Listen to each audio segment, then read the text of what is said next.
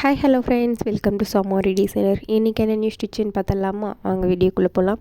இன்றைக்கி நம்ம mat filling stitch தான் பார்க்க போகிறோம். நீங்கள் ப்ரொஃபஷ்னலாக ஆரி ஒர்க் கற்றுக்கணும்னு நினச்சிங்கன்னா நம்ம சேனலை மறக்காமல் சப்போர்ட் பண்ணுங்கள். நான் போகிற வீடியோஸை டெய்லி பார்த்தீங்கன்னா கண்டிப்பாக உங்களாலேயும் ப்ரொஃபஷ்னலாக ஆரி ஒர்க் கற்றுக்க முடியும். இப்போ வாங்க நான் மேட் ஃபில்லிங் ஸ்டிச் எப்படி போடுறதுன்னு சொல்கிறேன். இப்போ நான் பாருங்கள், இந்த மாதிரி பாக்ஸ் வந்து நீங்கள் ட்ரா பண்ணிக்கணும்.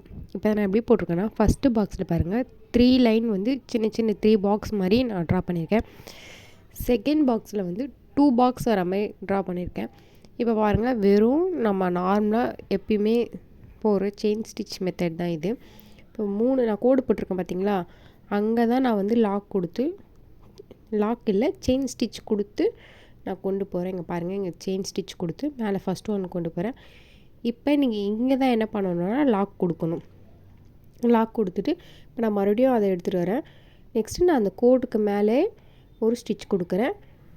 தென் மறுபடியும் அடுத்த கோடுக்கு மேலே செகண்ட் ஸ்டிச் கொடுக்குறேன். தேர்ட் ஸ்டிச்சு வந்து லாஸ்ட்டில் கொடுக்குறேன். இதில் வந்து நான் 3 ஸ்டிச்சு வர மாதிரி நான் கொடுத்துருக்கேன். பெரிய லாங் ஸ்டிச்சாக வந்து செயின் ஸ்டிச்சில் தான் கொடுத்துருக்கேன். நார்மலாக நான் சில்க் த்ரெட்டில் தான் போடுறேன். இப்போ நான் ஆல்ரெடி ஒரு வீடியோ போட்டிருந்தேன். அதில் லாக் எப்படி போடுறதுன்னு தெரியலன்னு ஒரு சிஸ்டர் கமெண்ட் பண்ணியிருந்தாங்க. லாக்னால் ஒன்றுமே இல்லைங்க, பாருங்கள் நான் ஸ்டிச் போட்டிருக்கேன். மேலே வந்து சின்னதாக ஒரு செயின் போட்டு கொடுக்குறதா லாக். இப்போ நீங்கள் மற்றதெல்லாம் பெரிய பெரிய ஸ்டிச்சாக கொடுக்குறீங்களா, லாக்குன்றது வந்து க்ரிப்பாக இருக்கணுன்றதுக்காக நம்ம சின்னதாக கொடுப்போம். செயின் ஸ்டிச்சிலே தான் அந்த ஊக் போகிற அளவுக்கு தான் நம்ம வந்து அந்த ஸ்டிச் கொடுப்போம். அதை தான் நம்ம வந்து லாக்குன்னு சொல்லுவோம். இப்போ பாருங்கள், இந்த ஸ்டிச் போட்டுட்டேன். நெக்ஸ்ட்டு எப்படி நான் போடுறேன்னு பாருங்கள். இப்போ நான் உங்களுக்கு வந்து டிஃப்ரென்ஸ் தெரியணுன்றதுக்காக நான் வேறு கலரில் வந்து உங்களுக்கு நான் போட்டு காட்டுறேன். இப்போ நான் ஃபஸ்ட்டு போட்டிருக்க பாக்ஸில் வந்து 3 லைனில் வந்து ஸ்டிச் பண்ணியிருக்கேன். இப்போ செகண்ட் வந்து நான் 2 லைனில் தான் ஸ்டிச் பண்ணுறேன். பாருங்கள் எப்படின்னா, இப்போ இந்த 3த்துக்கும் மிடில் நான் ஸ்டிச் போடணும். இந்த 3த்துக்கும் நடுவில் வர மாதிரி நான் ஸ்டிச் போடுறேன். பாருங்கள், இந்த மாதிரி தான் போடணும். இதுதான் வந்து மேட் ஃபில்லிங் ஸ்டிச்சுன்னு சொல்லுவாங்க. இதில் எம்போஸ்டு மேட் ஃபில்லிங் ஸ்டிச்சுன்னு இருக்குது. அது எப்படின்னா, அது வந்து நம்ம பைப்பிங் த்ரெட்டு கொடுத்து மேலே வந்து ஸ்டிச் போடுவோம். அதுதான் வந்து எம்போஸ்டு மேட் ஃபில்லிங் ஸ்டிச்சுன்னு சொல்லுவாங்க.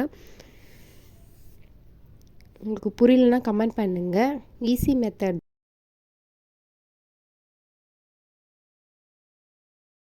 அந்தளவுக்கு உங்களுக்கு வந்து ஈஸியாக ப்ராக்டிஸ் பண்ண முடியும், ஃபாஸ்ட்டாகவும் ஒர்க் பண்ண முடியும். ஜரிலையும் நீங்கள் ப்ராக்டிஸ் பண்ணலாம், பட் ஜரி வந்து அந்தளவுக்கு உங்களுக்கு வந்து யூஸ் ஆகாது. நீங்கள் சில்க் த்ரெட்டில் ப்ராக்டிஸ் பண்ணிங்கன்னா தான் உங்களுக்கு வந்து ப்ராக்டிஸ் பண்ணும்போது ஈஸியாக இருக்கும். நான் போகிற வீடியோஸ் எல்லாமே நீங்கள் ஸ்கிப் பண்ணாமல் பாருங்கள். உங்களுக்கு ஏதாச்சும் டவுட் இருந்தால் கமெண்ட் பண்ணுங்கள். அப்போ தான் நான் ஏதாச்சும் என்ன டிப்ஸ் சொல்கிறேன்றது உங்களுக்கு புரியும். உங்களுக்கு ஏதாச்சும் டவுட் இருந்தால் கேட்க முடியும். எந்த டவுட் இருந்தாலும் எனக்கு கமெண்ட் பண்ணுங்கள், நான் உங்களுக்கு வந்து எக்ஸ்பிளைன் பண்ணுறேன். சிம்பிள் மெத்தட் தான் இது, வந்து ரொம்ப கஷ்டமான விஷயம் இல்லை. நீங்கள் ப்ராக்டிஸ் பண்ண வந்து உங்களுக்கு வந்து ஃபாஸ்ட்டும் சரி, எல்லா ஸ்டிச்சஸும் வந்து கண்டினியூஸாக நீங்கள் பண்ண வந்து கண்டிப்பாக ஈஸியாக வரும். பேசிக் மெத்தடு செயின் ஸ்டிச்சை வந்து நீங்கள் எந்த அளவுக்கு நல்லா ப்ராக்டிஸ் பண்ணி ஃபாஸ்ட்டாக நீங்கள் கொண்டு வரீங்களோ மற்ற ஸ்டிச்சஸ் எல்லாமே வந்து உங்களுக்கு ஈஸியாக வரும். தேங்க்ஸ் ஃபார் வாட்சிங்.